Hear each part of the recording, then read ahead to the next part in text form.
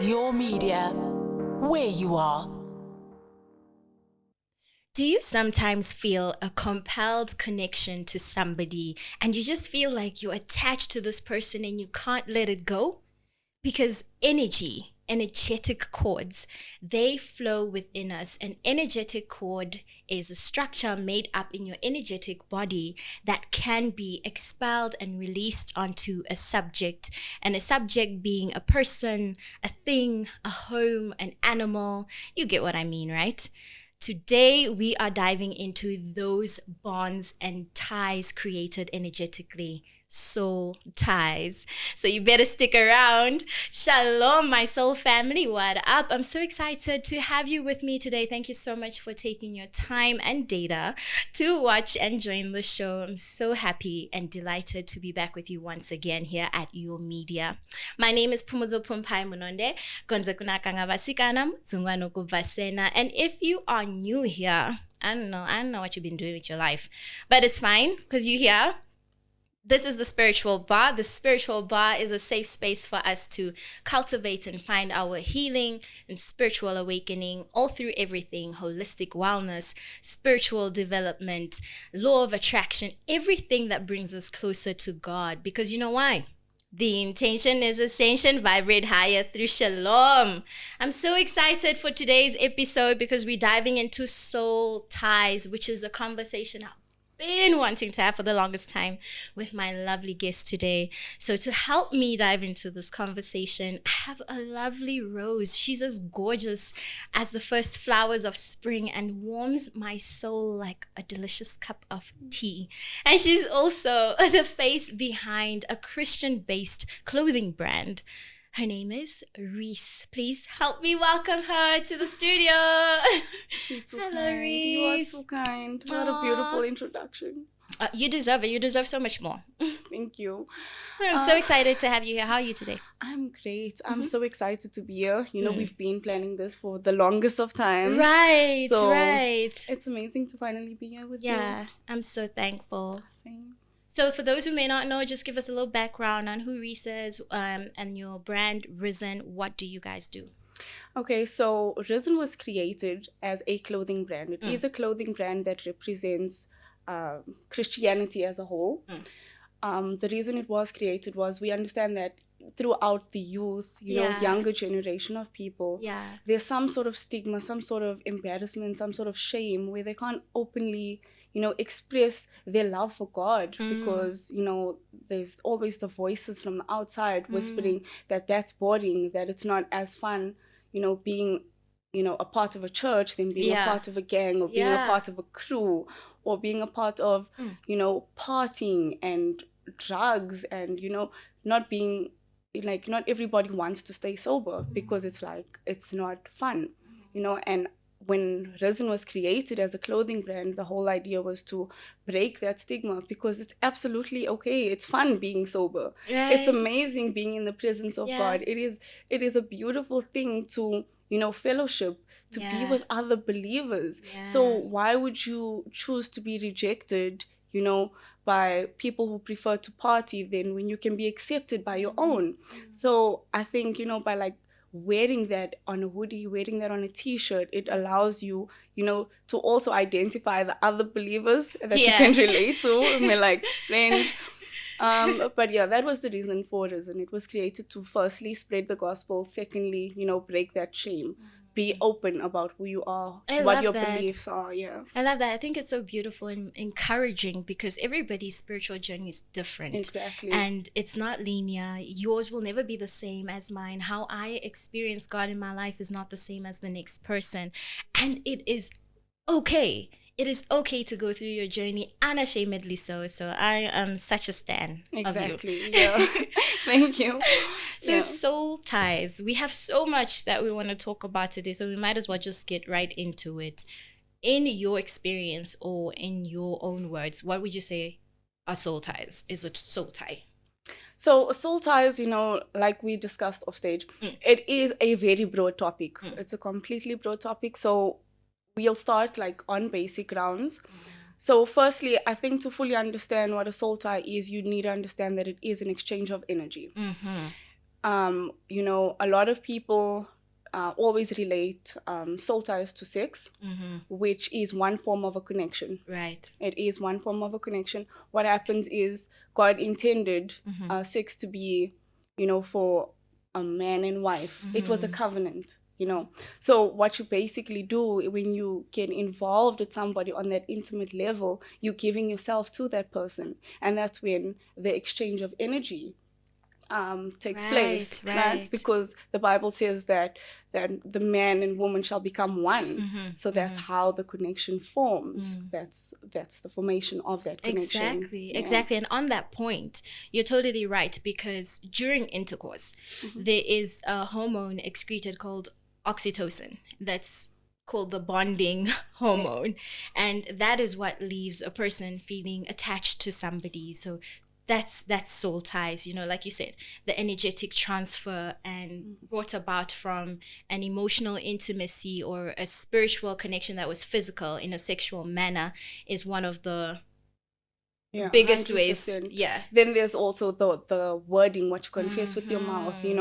People in relationships, people in relationships, you feel like very clingy in the beginning, and you're like, oh, I can't live without you. It's cute. It's so cute. Yes, it is cute, but you're gonna suffer those consequences when you separate from this person, because what you've done is you've confessed into the universe. You've spoken from your mouth that you will not be able to live without this person. Exactly. So now you struggle. You sit with the soul tie, and not being around this person, you feel incomplete and you struggle. And there's so many women across earth who are suffering attached to one person that they thought they could just simply leave in the past, which is not possible. You need to go through deliverance courses if needed. It's bigger than people think. It's bigger than what people think. It's definitely a big life. And I love what you touched on when you say what you say coming into a relationship. And I think it applies with any type of relationship, whether it's a romantic relationship, friendship, 100%. Familial relationship. What you say will manifest. It will be what you believe, and it will be your reality. So if you are thinking, I can't live without this person, you complete me, you're my everything, and stop that. Let's be very careful with the words that we choose. 100%. Right? And you mentioned that soul ties is beyond just sex. So what other ways can a person get a soul tie or a soul connection?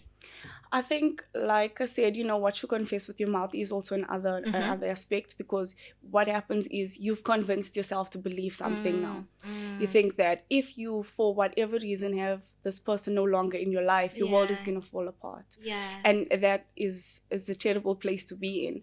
And then I also think that by doing this, by overvaluing, or not overvaluing, but putting any friendship, any relationship before God, you prioritize that, and then your focus has drifted.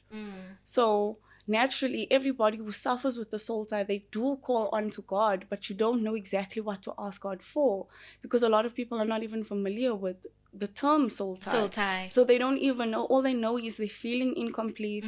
They're struggling to, let go of a friendship. They're struggling to forget an ex-partner. There's different stages to the soul tie that affects people in so many different ways. I love that. It's information that we are not necessarily taught, coming up, and it's so vital for the relationships that we create, because like you said, there can be moments where you feel like, oh my gosh, who am I even without Reese? Who am I without this person in my life?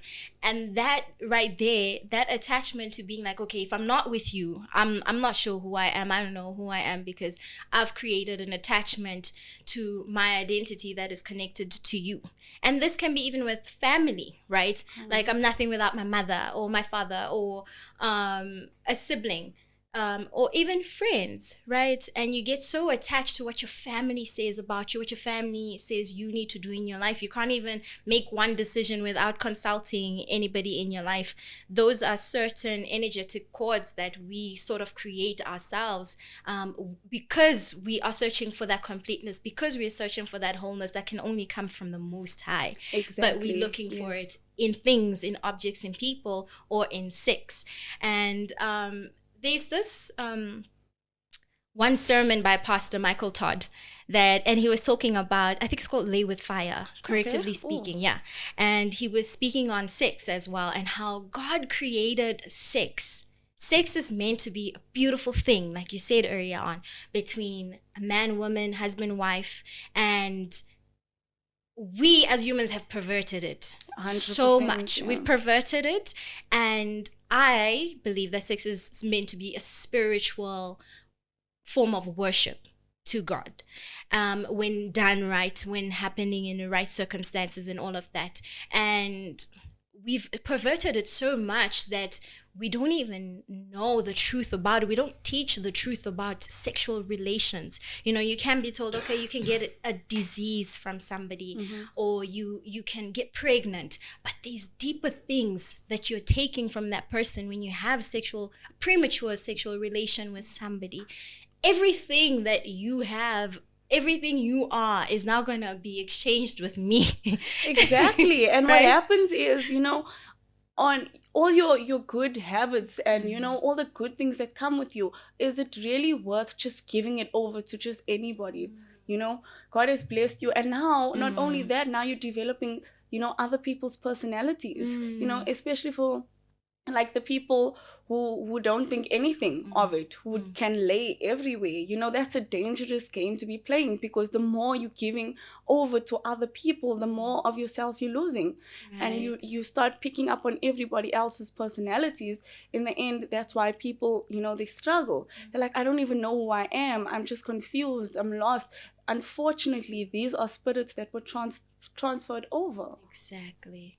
Okay, so Riecey, just to clarify to people, how do you know when you have a soul tie? So in my view, I think when you feel spiritually off balance, if somebody has come into your life and you just met them, and perhaps your behavior starts to change. Maybe you're just constantly angry all the time, and you're just like, why am I just always so angry? Why is everything ticking me off now? It could be because of that person that just came into your life that you're spending all your time with, and perhaps doing things that you shouldn't necessarily be doing with them.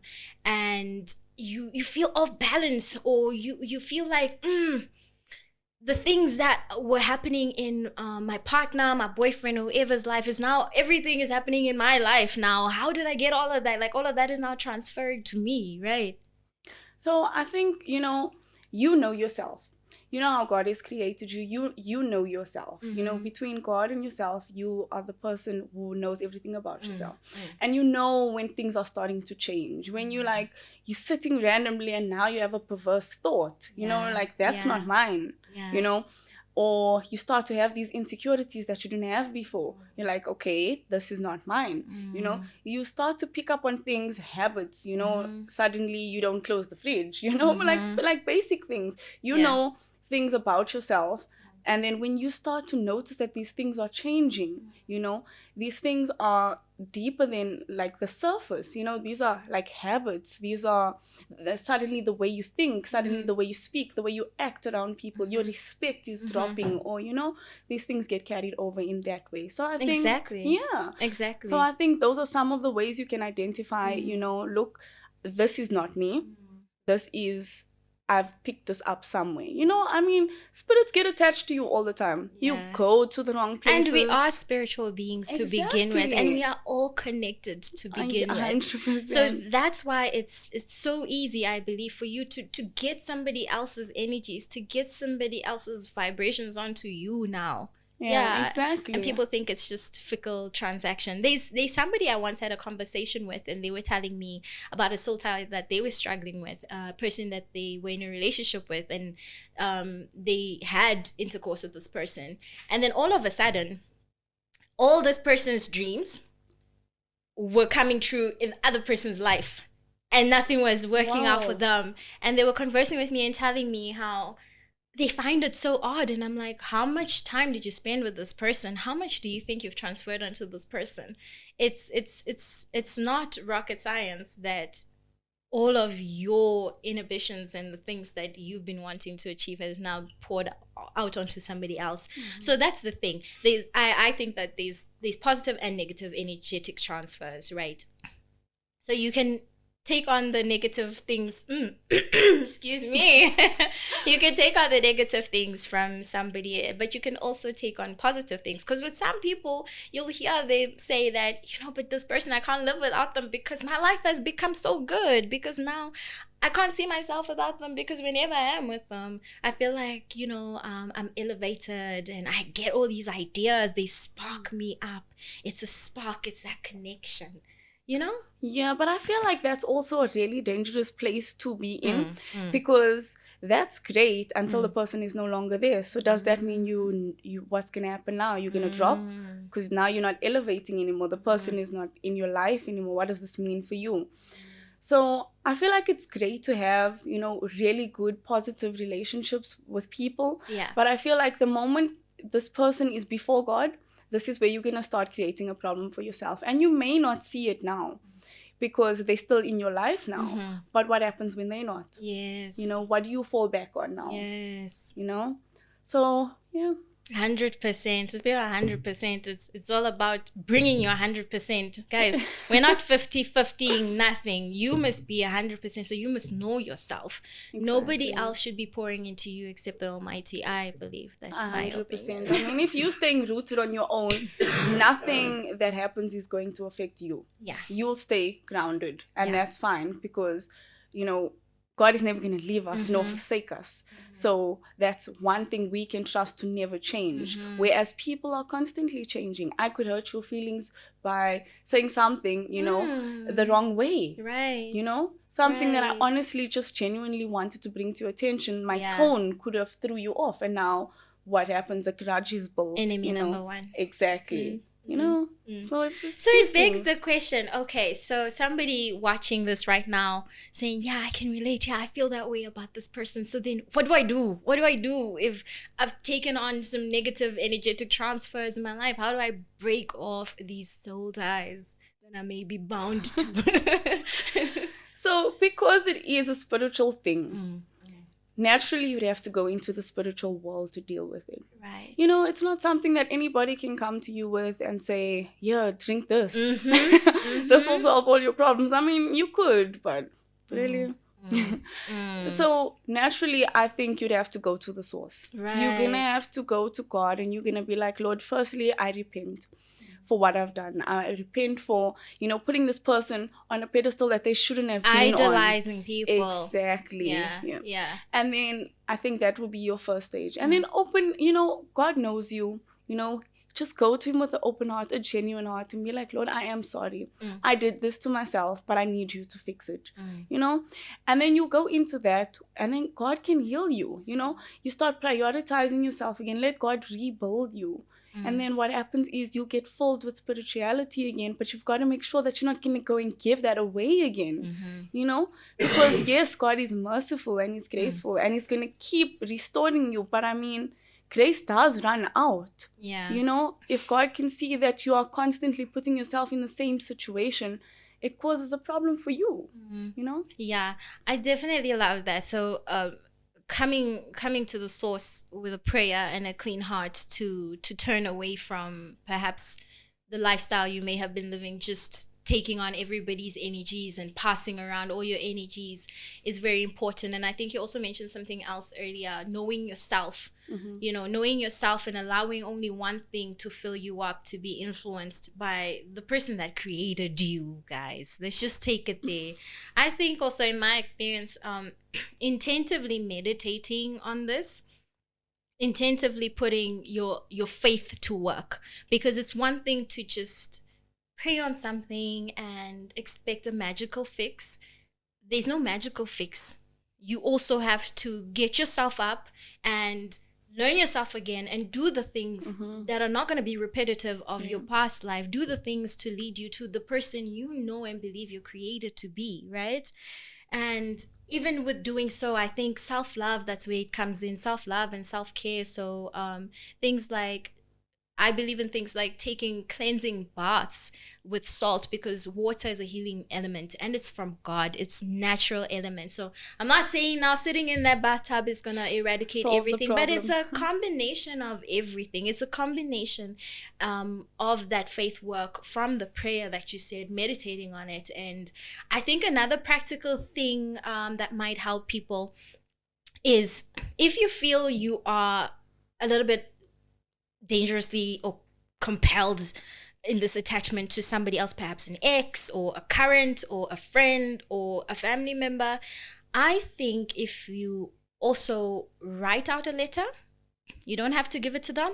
Express all your views, all your opinions on the good things, the bad things of your relationship with them, and give this letter to the Most High and release. That's it's a physical release of what is happening within you and spiritually. I think that also helps to physically do something to motivate you to continue in the spiritual realm, because I love what you said, that everything starts off in the spirit world before it transcends down, as above so below, right? Before it transcends down to the earth.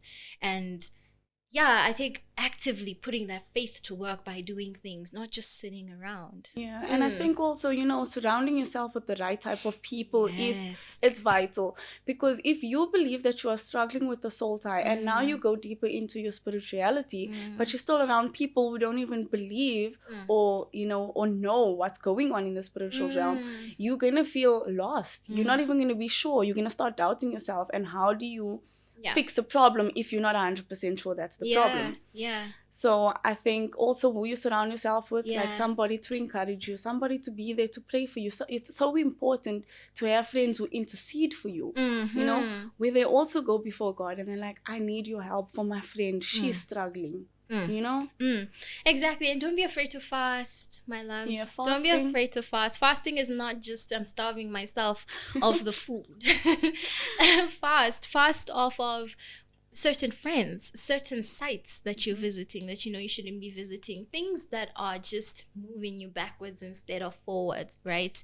And you don't need to wait for the entire, church system to be fasting to tell you when to fast. Sometimes trust your intuition. As much as you mentioned, grace is sufficient, but you must also know yourself. Trust that intuition. It will never derail you. Spiritual deliverance is always there for us to take if we want it, and our faith work needs to match up with the belief and intention that we put into things, right? 100%. As we mentioned earlier, like soul ties, we can go so much in depth. I feel like every single point has another segue to another point that we can go into. But I know we spoke about having a part 2 to this that we're going to stick to, perhaps even a live session. We don't know. Stay tuned, guys. But is there any final words or gems you would like to give out to the viewers? So what I would suggest is, the deeper you grow spiritually, the more the Holy Spirit will convict you. And that is a fact. So I think, learning how to prioritize God, building your relationship with Him, He'll put you in the right places with the right people at the right time. You and I can agree that this, right, we've been put on each other's path, and exactly. I believe that was for a reason, and this may be the reason. You don't know how many females needed to hear this episode, how many people are struggling with things, and this will give them a little bit more of an insight to it. So what I would strongly suggest to whoever is watching this, that you build your relationship with God. Build your relationship with God and learn how to make Him the foundation of everything. That way you cannot be at the wrong place at the wrong time. I love that. I think that's like absolute best advice. Absolutely best advice. And I love how you use us as an example, because the stars truly aligned. When you 100%. came to me with this topic, I'm like, yes, we need to do this. Yeah, and look that at how was it a year manifested, ago. right? Yeah, right? it was like, can we please touch on the subject of soul ties? I feel like so many people, because I know among my friend circle, there were a lot of my friends that I managed to help, through these soul ties. And when I realized that was happening, I was like, so many other females are gonna need this advice. 100%, kings and queens. And I believe we gave quite a bit. I really hope it brought more meaning and depth to your life, honestly. And you know what? as Reese mentioned, know yourself and do your research. Do your research, learn more about the soul ties, because soul ties are a thing. Energy is a thing. As much as you cannot see it, you also can't see electricity moving, but electricity is working Or to oxygen. keep the lights on, or oxygen. It's the same thing with energy, and it's a real thing. And those emotional ties can become bounds that lead your life, and you don't want your life led on anything other than what your creator has told you. Amen. On that note, of course, I leave you with the consider this moment, which is a quote from Alexandra L. It says, souls connect, souls tie, intertwine humbly and with care. I really, really hope that your cup continues to overflow, and remember to keep it locked onto your media and, of course, at Phumpie on social media for everyday interaction. We're definitely going to dive more into this topic going forward. I'm super delighted that you stay tuned to the end of the show. And from me, don't forget, the intention is ascension, vibrate higher through shalom all the time. Sending you lots of love and shalom.